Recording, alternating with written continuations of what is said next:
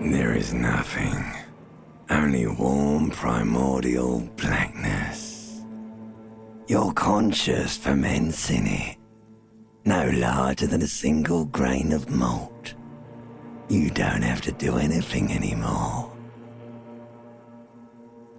Ever. Never, ever.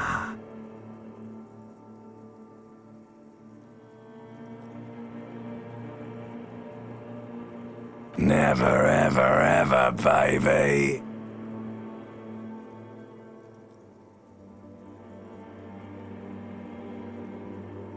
An inordinate amount of time passes.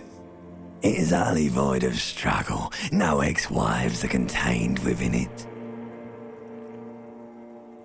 An awareness creeps up on you. A mass lies hidden in your dead angle, soaking in some lurid acidic source. It's bloated and shameful, a ball of meat surrounding you. This is a terrible line of questioning, and it will only lead to more awareness of the meat thing.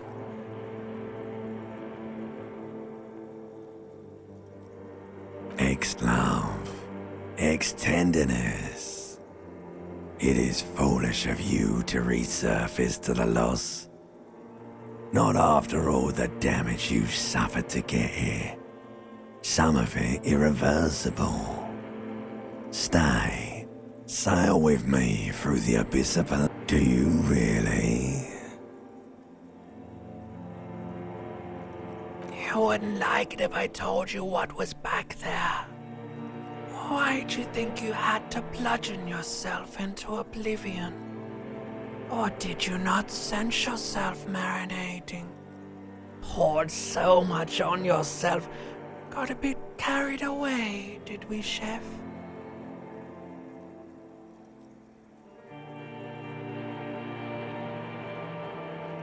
Fear and apprehension. You should ask what's out there first.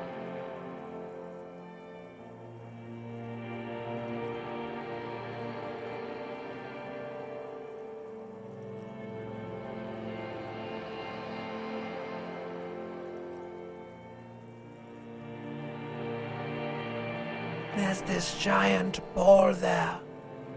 An evil apes. And the evil apes are juking it out on the ball. You're one of them. It's basically all just evil apes juking it out on a giant ball, infinitesimally small. You can't even make out it's a ball when you're joking it out. It's that large.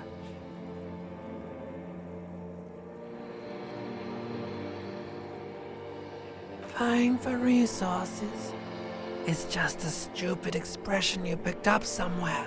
The part of the presentation you want to take home with you is this. You have to beat the other evil apes in the face, or you lose.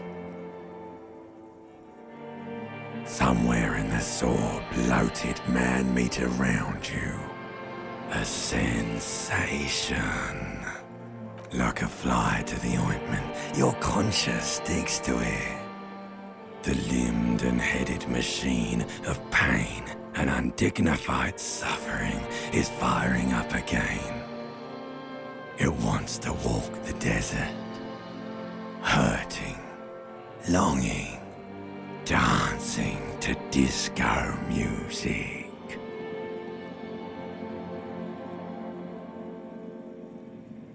The stench of liquor rises from your mouth, and with it, an ungodly headache.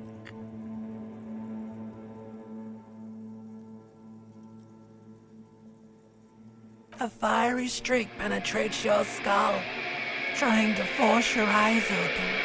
It's a sound, a clarion call from hell.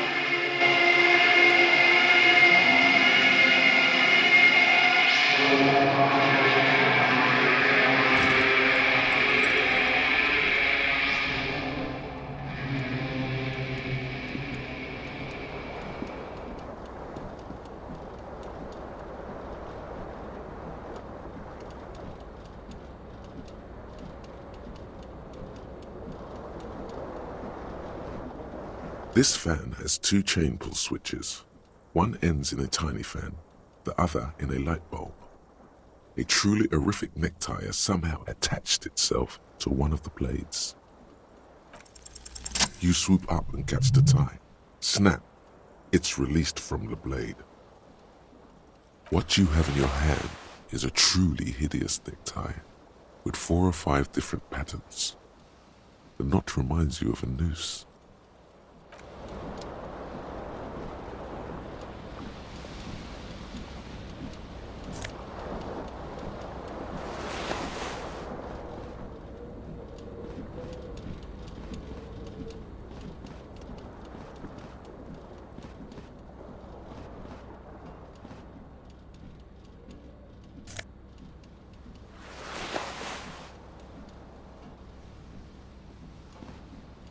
A mirror hangs above a bent and broken sink. In a fierce discharge of masculine energy, someone has ripped half the faucet off. Hot water sprays from the base and steam covers the mirror. You cannot see yourself, just the outline of a man. Suddenly, you realize you have no memory of the face that awaits you there, underneath the soft vapor. As you slowly reach your hand towards the surface of the mirror,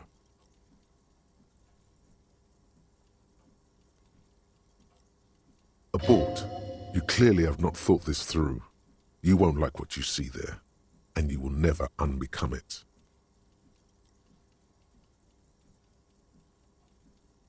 Behold. You have no idea who this thing is, do you?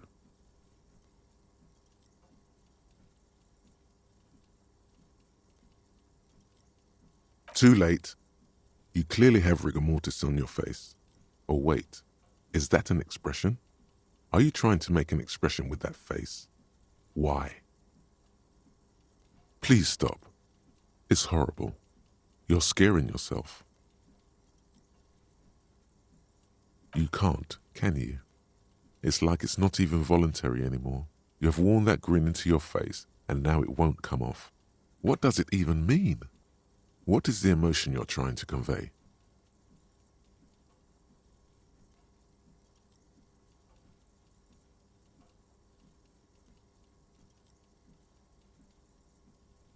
You are correct.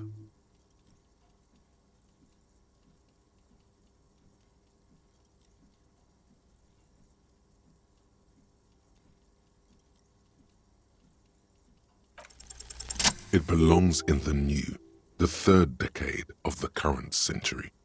Enough time had passed from the failure of the revolution that, for a fleeting moment, free market economy seemed like the ultimate, uncontested way of life for our species. Things were good. It was smooth sailing. People made gold and champagne-tinted interiors and facades to suit the times, calling this the new style. But more importantly, disco happened. For Revachol, your city, that meant only one thing. Guillaume Lamillion, out of the dazzling swirl of disco music, in an open-air boîte de nuit somewhere in Revachol West, Guillaume's blonde mane appeared on the screen. He sang some bullshit. Then he made the expression.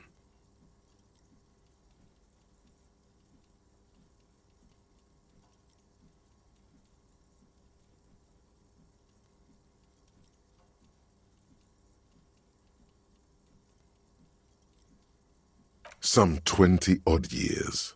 There is a vast ocean of time between right now and the expression. Looking good on you, or anyone. Humanity has run aground in that time. It's a different world now. The expression is a relic. It doesn't have to be. You can swoon over Guillaume and his champagne-corked smile whenever you want to. Maybe some of the stardust will return.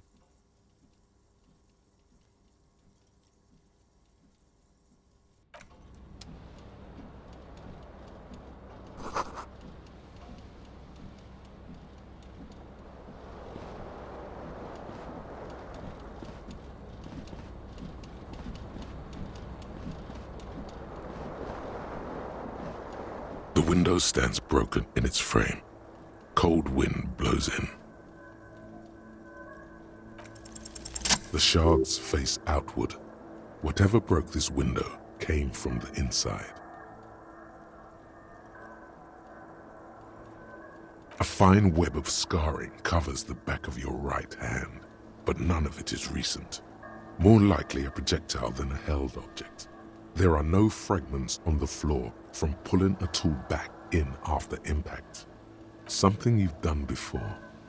It is too large for a bullet, yet too small for a piece of furniture.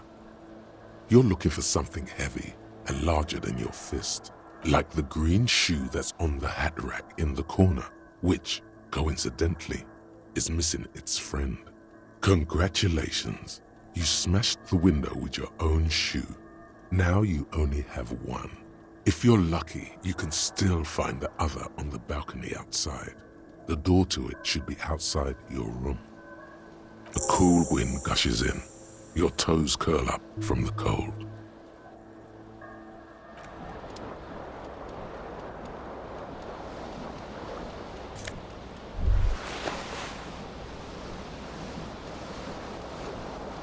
You hear a jingle. Keys are clinking in the pocket of your flare-cut pants. It says, whirling in rags, on the aluminium keyring. There is a single key on the ring. The number 1 is etched on it. It should open the door.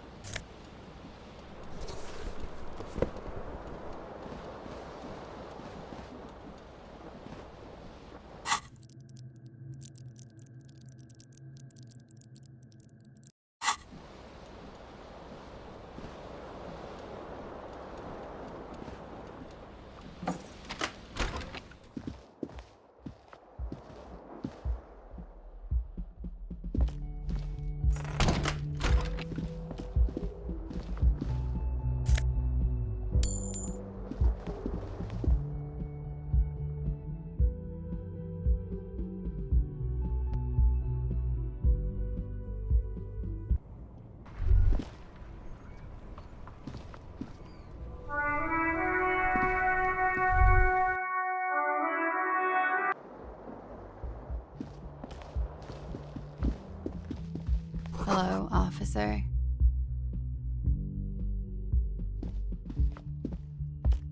The young woman raises a cigarette to her lips. Her eyes are brown and her face is speckled with birthmarks. She can't be more than 28.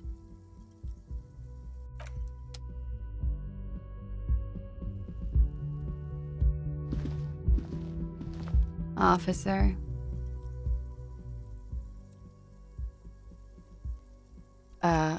No.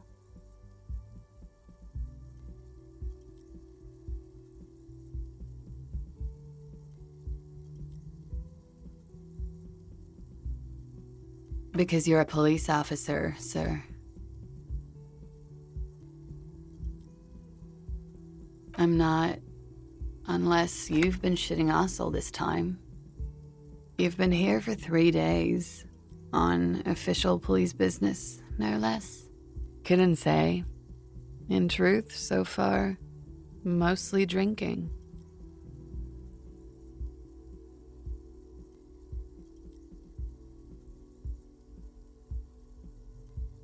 Could it be because of the drinking? The words have already left your mouth.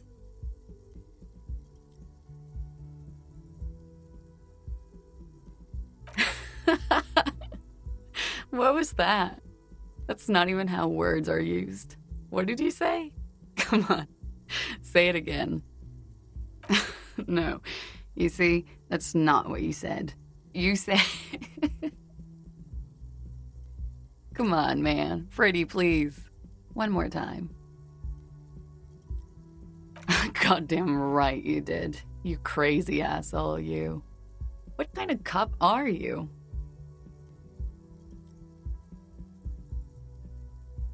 Okay, sir. I have to ask. Do you really not remember? Just like that? You drank so much you lost your memory?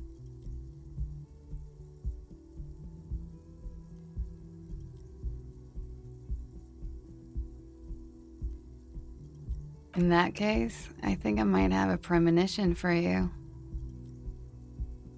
It's gonna suck for you later when you have to interrogate me.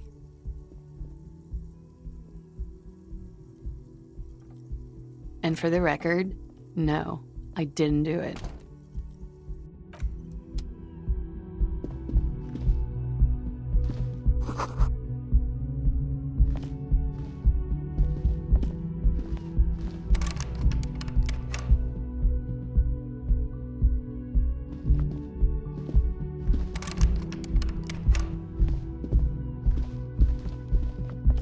The door is closed.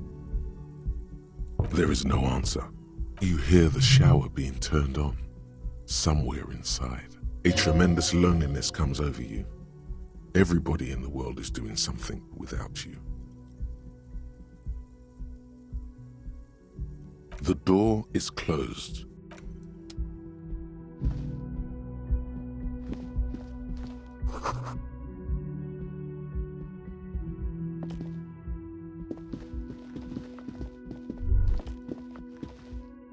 You should pick that fat, juicy cigarette butt from the tray, light it up, and smoke the living shit out of it.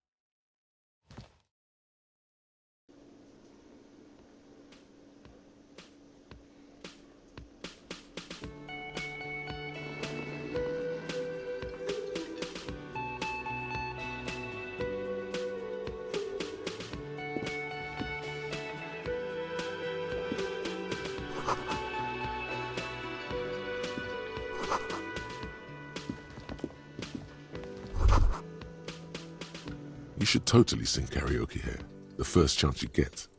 Your emotions need to be expressed. People need to know your vast, oceanic soul.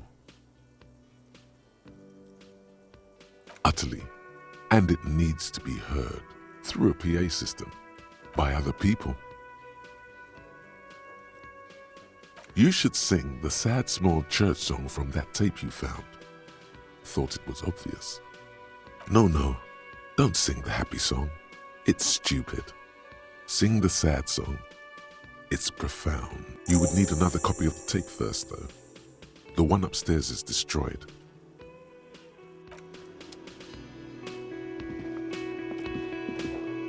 A man in his late 20s stands behind the counter, inspecting a stuffed seabird. As you approach, he gives you a sideways glance, then looks down again. That was disdain in his eyes. Even now he's purposely ignoring you. Oh no, you're a hero. A real hero cop. Could the massive property damage upstairs have anything to do with this? Am I? Or did you ride in, take the body down, solve the murder, and not trash my hostel room? You're right, you didn't, and it's only taken you 3 days not to. No, I haven't seen you around. I'm not always here. A competent work of taxidermy. The white and brown seabird lies among piles of coasters and drying mugs. One of its wings broken. The man is trying to mend it. Looks like the bird was ripped off the shield that was used to mount it, most likely on a wall. Something about it makes you feel bitter. Look, your buddy is over there. Why don't you go and talk to him, okay? He pretends not to hear you, concentrating on the bird instead.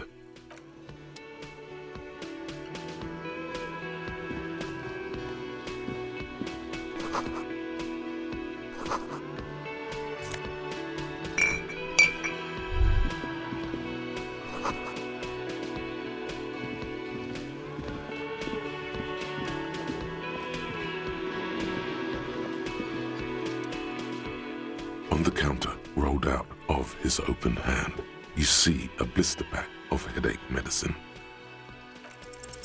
There is only one way to wake this bone idol from his slumber. Roar like a hurricane. Rip the buildings from the earth. Why the yelling, man?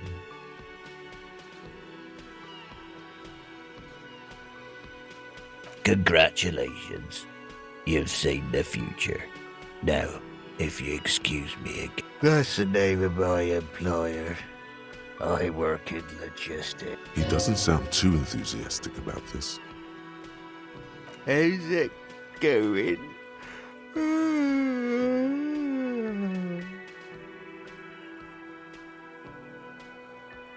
Haven't you noticed what's going on outside? Good. Then you understand the gist of it. We would all be better off without the employers and their employment. For one, I can get some goddamn shut-eye. Right to sleep, I say. Indeed. Help yourself to some. Wait. No. Oh, it's empty. The dock worker doesn't answer. His head.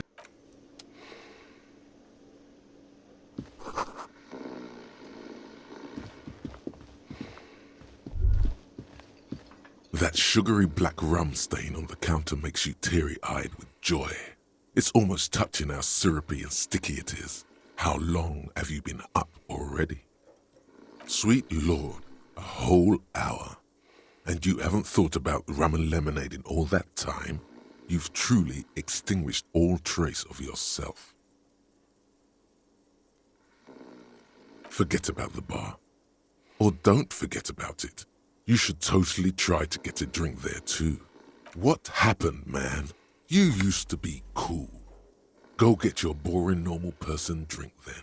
It would go well with those cigarettes. That's a great combination.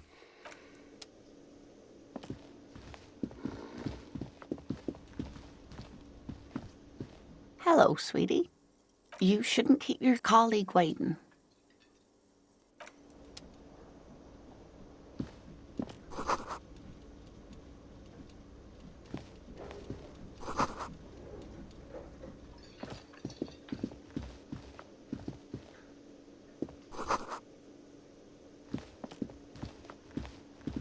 The man plucks at the seabird. No, I'm not the bartender. I'm the cafeteria manager. I could if I were a bartender, but I'm not. Mm-hmm.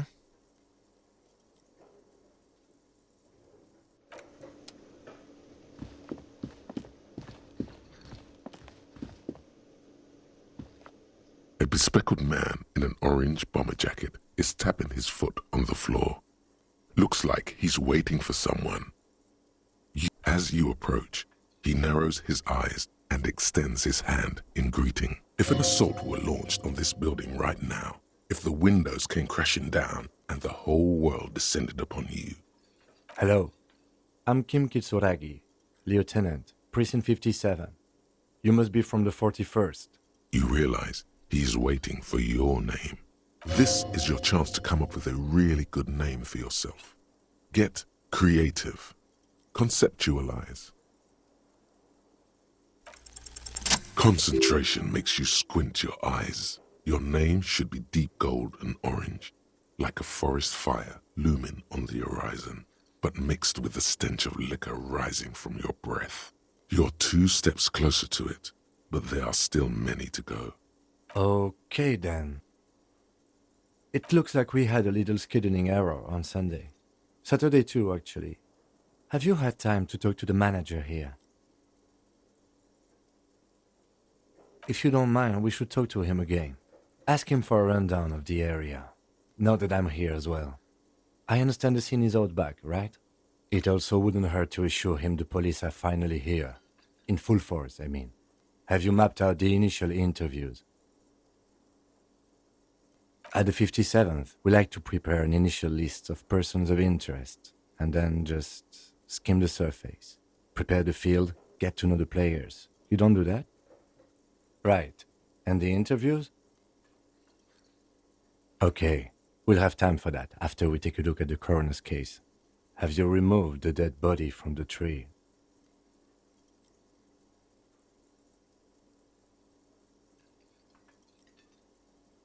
Mm-hmm.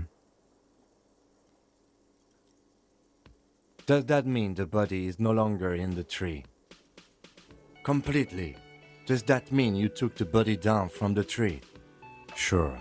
But did you take it down from the tree? So, the body is still in the tree. This is the first time you detect a weariness in the lieutenant's voice.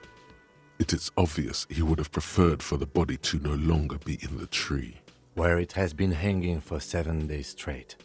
We should go there as soon as we are done talking to the owner.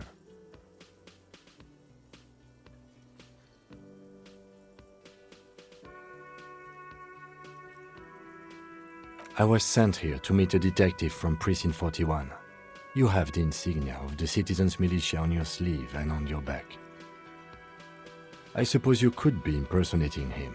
You could have gotten the insignia from the black market or forged it. But for now, I'm going to set those possibilities aside. I'm not from the Inspectorate General. He nods. After you, officer. If you're about to embark on an investigation, shouldn't you have a badge? You mean you don't have a badge?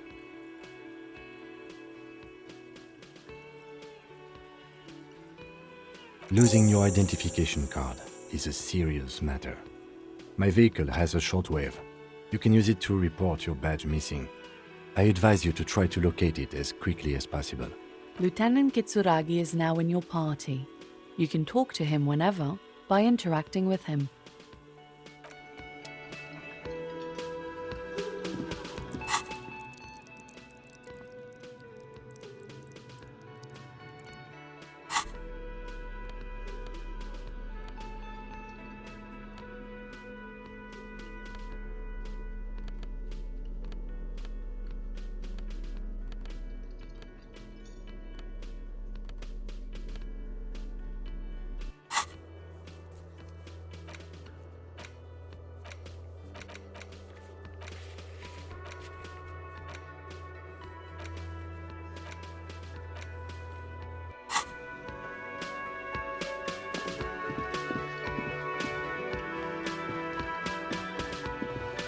The man with the unimpressive beard notices you approaching.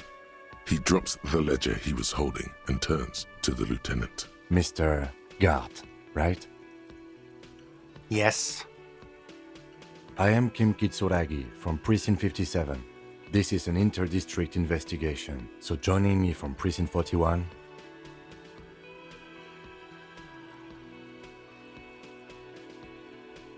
What?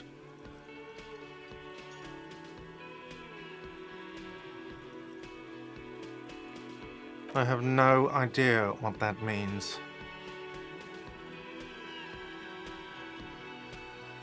What is this, a joke to you? Is this... Sir, I understand your concern, but we are here to do a job. And for us to do it, I need you to stay calm. Yes, of course. I know it took us a while to arrive at the scene, but it also took you a while to call us. It was you who placed the call, correct? No, I only just got here. It was probably Sylvie who called you. She usually works the bar here. I'm only temporarily taking over her duties. Do you have her number? As a matter of fact, I do. You said you just got here. From where? Are you a local? What, of Martinez? No, I live in Jamrock. I only sometimes come here to keep an eye on the place. This is just one of the many cafeterias I manage. But you still know your way around, yes? In case we need directions. Yes, I know where some things are, but as I said, I don't live here. I just used to work here. And I'm not going to start working here again, if that's what you think. I didn't imply that. Detective.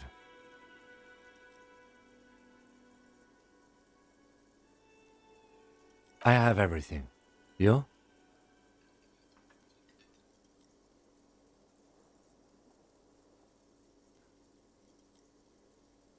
Yes, yes. He means, do you have questions for me, like a police officer would? She went away because none of your business. Does she? Maybe she does. Maybe she pertains to the apocalypse. Sylvie is not here because I asked for her number. The dead body out back didn't help either, but it was mostly me. I hope you appreciate that. Thank you. I asked an employee out. She didn't want to come, but felt obliged to. It was a bad idea. Now, what is so goddamn fascinating about that for you? It's got nothing to do with the lynching. Forget it. Let's go. Not so fast. You owe me 130 real.